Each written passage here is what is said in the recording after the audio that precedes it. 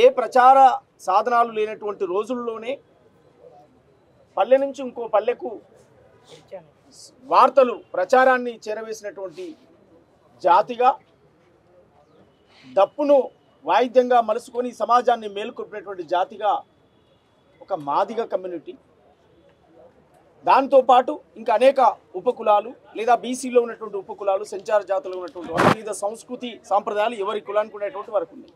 ప్రధానమైనది ఈ మానవ జాతిని మేల్కొల్పింది మాదిగ జాతి. డప్పు అందులో ప్రధానమైనది. అది ఏ ఉద్యమానికైనా దండోర వాయించింది. ఆ దండోర వాయించిన అన్ని ఉద్యమాలకు దండోర వాయించిన డప్పే ఇవాళ తన అస్తిత్వం కోసం, తన హక్కుల కోసం, తన బిడ్డల భవిష్యత్తు కోసం ఆ డప్పు మరోసారి మోగబోతుంది. నిప్పుల కొలిమిలో ఆ డప్పును కాపుకొని దండోర వాయించడానికి 1,00,000 డప్పులు 1000 గొంతులతో ఏబిసిడీల వర్గీకరణ వెంటనే అమలు చేయాలని డిమాండ్ చేస్తూ 1,00,000 డప్పులు 1000 గొంతుల కార్యక్రమాన్ని నిర్వహించబోతున్నాం. దానికి గౌరవశ్రీ మందకృష్ణ మాదిగ గారు అన్నగారు ముఖ్య అతిథిగా హాజరవుతారు. అన్ని ప్రజా సంఘాలు, కౌళ్ళు, కళాకారులు, ఉద్యమకారులు, రాజకీయ పక్షాలు వర్గీకరణను అమలు చేసే ప్రతి ఒక్కరు ఈ భూమి మీద ఎవరైతే దాన్ని సపోర్ట్ చేస్తారో అందరిని కూడా ఆహ్వానిస్తాం. విజయోత్సవంగా దీనికి అనుకూలంగా ఉండి సపోర్ట్ చేసినటువంటి వాళ్ళకు విజయోత్సవ డప్పు వాయిస్తాం. ఎవరైతే దీన్ని వ్యతిరేకిస్తూ అడ్డుకుందామని ఇంకా కుట్రలు కుయుక్తులు చేస్తారో వారికి రాజకీయంగా సమాజ్ చేయడం కోసం సావు డప్పు వాయిస్తాం. 2 వాయిద్యాలు ఆ ప్రదర్శనలో ఉంటాయి. 1000 గొంతులు ఒకేసారి జాతి విజయోత్సవ పాటగా 1000 గొంతులు మోగే విధంగా, ఒకేసారి 1000 గొంతులు పలికే విధంగా, 1,00,000 డప్పులు మోగే విధంగా ఈ కార్యాచరణ ఉంటుంది. ఏ జిల్లాల్లో ఆ జిల్లాలకు, ఉమ్మడి జిల్లాలన్నీ కూడా దాదాపు 50 మండలాలు ఉన్నా, 60 మండలాలు ఉన్నా కూడా అన్ని మండలాలు, గ్రామ పల్లెలు తిరుగుకుంటూ ఏ జిల్లాకు ఆ జిల్లా కోఆర్డినేషన్ టీమ్గా ఏర్పడి అన్ని జిల్లాల్లో రథయాత్రలు ఏర్పాటు చేసుకొని డిసెంబరు 27 నుంచి మొదలై జనవరి 27 వరకు కంటిన్యూషన్గా ఈ కార్యక్రమాలు కొనసాగుతాయి. తెలంగాణ ప్రతి పల్లెల్లో కొనసాగి చివరిగా జనవరి 27కు హైదరాబాద్కు చేరుకొని ఈ కార్యక్రమం లక్ష్యం దిశగా సాగేటువంటి కార్యక్రమం. ప్రత్యేక తెలంగాణ ఉద్యమంలో మా పాత్ర ఉంది.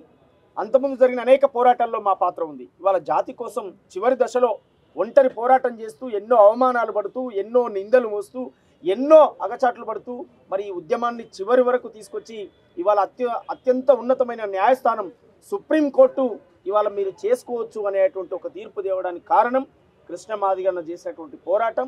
ఆయన ఆకలి, కన్నీళ్లు, కష్టాలు, అవమానాలు ఎన్నో దిగమింగి ఇవాళ నిలబెట్టినటువంటి చరిత్ర ఉంది.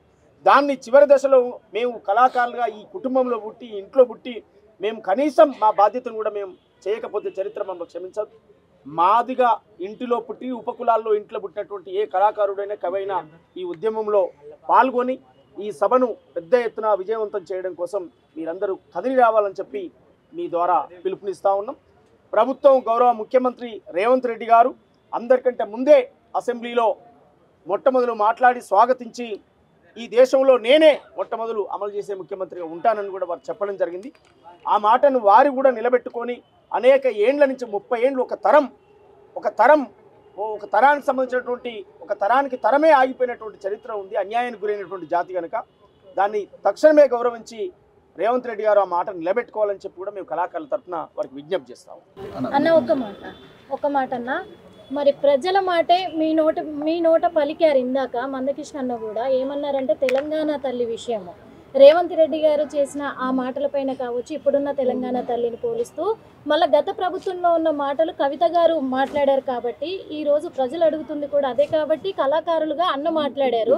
మరి తెలంగాణ తల్లి ఎలా ఉంటే బాగుంటుంది అనుకుంటున్నారు? అంటే ఈ మాట మిమ్మల్ని ఎందుకు అడుగుతున్నామంటే అన్న, కళాకారులు తెలంగాణ రాష్ట్రంలో ముఖ్య పాత్ర పోషిస్తున్నారు.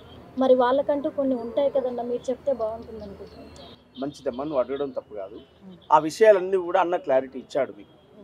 ఇవాళ కాదు, అసలు తెలంగాణ తల్లి ఎవరు ఏంటి అనేది గతంలోనే ఒక పుస్తక రూపంలో రాసి ఏ తెలంగాణ వచ్చినా మా బడుగులకు ఒరిగేదేమి లేదు, సామాజిక న్యాయానికి కట్టుబడి ఉన్న తెలంగాణ, సామాజిక తెలంగాణ కావాలని చెప్పి తెలంగాణ ఉద్యమం ఉవ్వెత్తున ఎగిసే కాలంలోనే ఒక తీర్మానాన్ని ప్రవేశపెట్టి ఒక పుస్తకాన్ని రాసి ఒక బుక్లెట్ రూపంలో ఈ జాతికి, యావత్తు తెలంగాణ సమాజానికి చెప్పినటువంటి సందర్భం మీకు తెలుసు, అది నాకు తెలుసు. అందువల్ల ఆ విషయాలన్నీ అన్నగారు మాట్లాడతారు. మేము 1,00,000 డప్పులు 1000 గొంతుల కార్యక్రమానికి సంబంధించినటువంటి కార్యాచరణ దాన్ని మాట్లాడుకునేటువంటి పనిలోనే మిమ్మల్ని కలవడం జరిగింది. దీని విజయవంతం కోసం మీ అందరి సహకారం ఉండాలి.